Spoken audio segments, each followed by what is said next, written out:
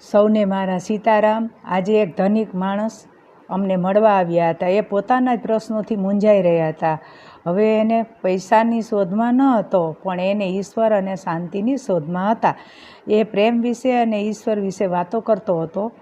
ચારે દિશાઓમાં એને શોધ કરી, ઘણા ગુરુઓ પાસે પણ ગયો। હવે તે વૃદ્ધ પણ થઈ ગયો હતો।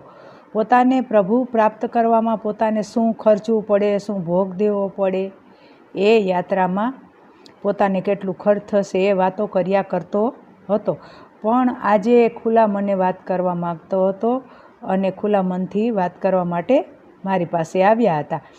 એને કહ્યું કે ખરેખર મારી પાસે ધન છે, પણ મને સુખ અને શાંતિ જોઈએ છે, એ ક્યારેય મળ્યા નથી।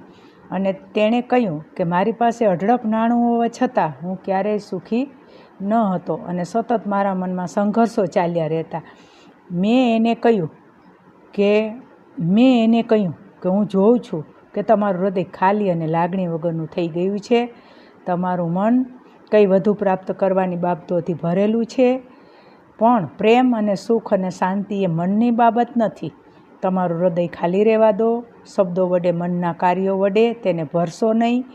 તમે શાંત થાવ અને પ્રભુ ઉપર છોડી દો અને તમારું હૃદય સદંતર ખાલી રહેવા દો। પછી તે પ્રભુ ભક્તિથી છલોછલ ભરાશે। ઈશ્વર, પ્રભુ કે શાંતિ તમને ગોતવાથી નહીં અને સ્થિર થવાથી મળશે। બસ તેનો સ્વીકાર કરી લો। એ જ તમારા જીવનના પ્રશ્નોનો ઉકેલ છે। ત્યાર પછી તેની આંખમાં એક અનોખી સમજની ચમક હતી। તેને કહ્યું કે મારે જે જાણવું હતું તે મને તમારી પાસેથી આજે મળી ગયું છે। હવે હું સમજી શકું છું, હું જે રસ્તે ચાલતો હતો એ રસ્તો જીવવા માટે નિરર્થક હતો। તો આ આજની વાત